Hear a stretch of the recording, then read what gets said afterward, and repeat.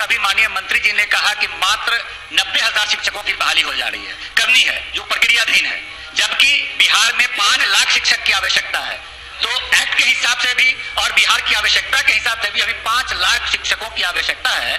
तो उस पर कहां स्पष्ट कर पाए कि भाई बच्चे हमारे स्कूल छोड़ रहे हैं क्योंकि शिक्षकों की कमी है। 2-3 शिक्षक मिलकर 500 बच्चे को पढ़ा रहे हैं। तो ये 5 लाख शिक्षकों की कमी कब तक दूर करेंगे? सिर्फ 90,000 के बारे में इन्होंने बोला। तो इसको स्पष्ट करें कि 5 लाख शिक्षक की कमी है या नहीं, अगर है तो इसे कब तक पूरा किया जाएगा? 278। और आज आप सबको खुशी होगी कि आज 2020-21 में मात्र 1,11,861 बच्चे ही स्कूल से बाहर रह गए हैं। और इन सबको स्कूल की तरफ आकर्षित करने के लिए और स्कूल तरफ इनको लाने के लिए शिक्षा व्यवस्था में हम लोग लगातार प्रयास कर रहे हैं। और आपने देखा भी होगा कि कल तो शिक्षा ही विभाग का बजट है, पूरा सदन शिक्षा पे चर्चा करेगा, उसमें और ज्यादा विस्तार से बातें होंगी। अभी तत्काल हम माननीय सदस्य को और सदन को यही आश्वस्त करना चाहते हैं कि इस बार भी महोदय देखा गया होगा कि शिक्षा का बजट सबसे अधिक है, 21.94%। और हमने अपना लक्ष्य रखा है शिक्षा का सार्वजनिकरण, मैंने हमारे एक भी बच्चे बाहर नहीं रहे। अभी जो हम बता रहे हैं कि 1,11,000 करीब बाहर हैं, उनको फिर स्कूल व्यवस्था में लाने के लिए हम प्रयास कर रहे हैं। हमारा लक्ष्य है कि कोई बच्चा बाहर नहीं रहे। इसलिए हम लोगों ने इस बार विशेष रूप से 8 मार्च से एक अभियान शुरू कर रहे हैं प्रवेशोत्सव के रूप में, जो हर स्कूल के तरफ जो बच्चे बाहर हैं वो स्कूल व्यवस्था में आ जाएं। इसलिए सरकार गंभीरता से, संजीदगी से प्रयास कर रही है। हम सभी माननीय सदस्यों से भी अनुरोध करते हैं कि आप सब भी अपने इलाके में इस बात पर पूरी निगरानी रखिए, क्योंकि हम जानते हैं कि आप जिम्मेवार जनप्रतिनिधि हैं। हमारे आपके समाज प्रदेश का कोई बच्चा स्कूल जाने से वंचित नहीं रहे, यह आपकी भी जिम्मेवारी है। आप सब इसमें रुचि लीजिए, जो भी सुझाव आपका होगा हम सरकार की तरफ से करेंगे। और अभी माननीय मंत्री जी ने कहा कि मात्र 90,000 शिक्षकों की बहाली हो जा रही है, करनी है, जो प्रक्रियाधीन है, जबकि बिहार में 5 लाख शिक्षक की आवश्यकता है। तो एक्ट के हिसाब से भी और बिहार की आवश्यकता के हिसाब से भी अभी 5 लाख शिक्षकों की आवश्यकता है। तो उस पर कहां स्पष्ट कर पाए कि भाई बच्चे हमारे स्कूल छोड़ रहे हैं क्योंकि शिक्षकों की कमी है। 2-3 शिक्षक मिलकर 500 बच्चे को पढ़ा रहे हैं। तो ये 5 लाख शिक्षकों की कमी कब तक दूर करेंगे? सिर्फ 90,000 के बारे में इन्होंने बोला। तो इसको स्पष्ट करें कि 5 लाख शिक्षक की कमी है या नहीं, अगर है तो इसे कब तक पूरा किया जाएगा? अब महोदय क्या कहे? एक मिनट माननीय मंत्री जी। ठीक, माननीय सदस्य का भी सुझाव मान लेते हैं कि जितने लोगों को नौकरियां सरकार को देनी है, अधिकांश लोगों को हम शिक्षा विभाग की तरफ से नौकरी देंगे। क्यों आप परेशान हो रहे हैं?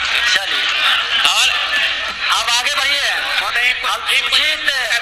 महोदय समय समाप्त हो रहा है। महोदय एक क्वेश्चन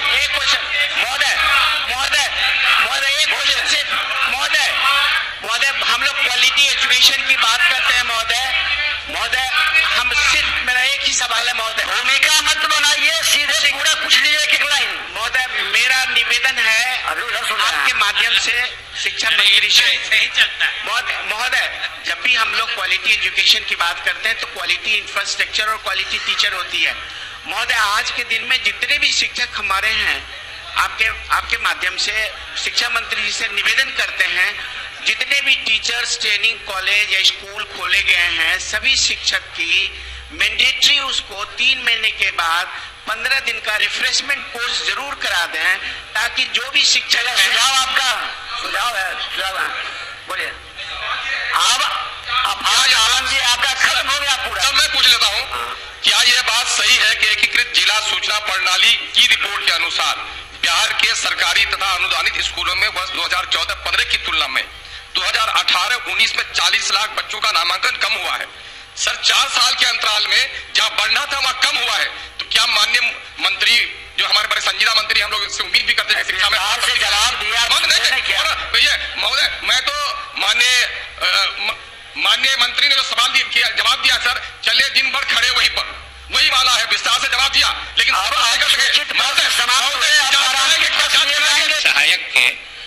299 पद रिक्त हैं।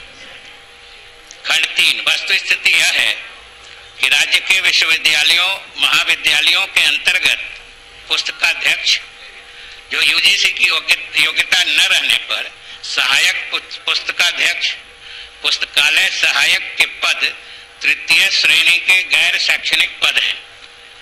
विश्वविद्यालय के शिक्षकेतर कर्मी को 7वें वेतन पुनरीक्षण का लाभ प्रदान करने संबंधी निर्गत संकल्प में तृतीय श्रेणी के गैर शैक्षणिक पदों पर आयोग के माध्यम से नियुक्ति करने का निर्णय लिया गया है। इसलिए संबंधित अधिनियम के संगत प्रावधानों में संशोधन की कार्रवाई प्रक्रियाधीन है।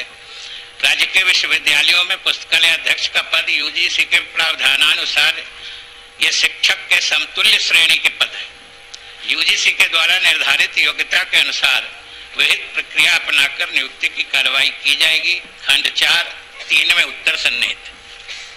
कर लिए, नेट कर लिए, सब चीज कर लिए, नौकरी मिल नहीं रहा है, कब तक दिला देंगे? जो प्रश्न है उसका उत्तर मिल गया है।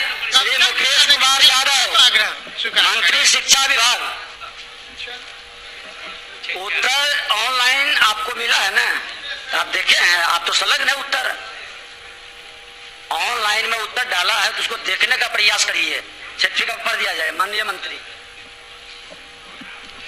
महोदय, खंड 1, वस्तु स्थिति यह है कि पंचायती राज संस्था एवं नगर निकाय संस्था में कार्यरत शिक्षकों एवं पुस्तकालय अध्यक्षों के लिए कर्मचारी भविष्य निधि यानी ईपीएफ के प्रावधान को दिनांक 1/9/2020 से लागू किया गया है। खंड 2 एवं 3, वस्तु स्थिति यह है कि employees provident fund and miscellaneous provisions act 1952 की धारा 16 में प्रावधानित है कि इस अधिनियम को नियुक्ति तिथि से भिन्न अन्य किसी तिथि से भी लागू किया जा सकता है।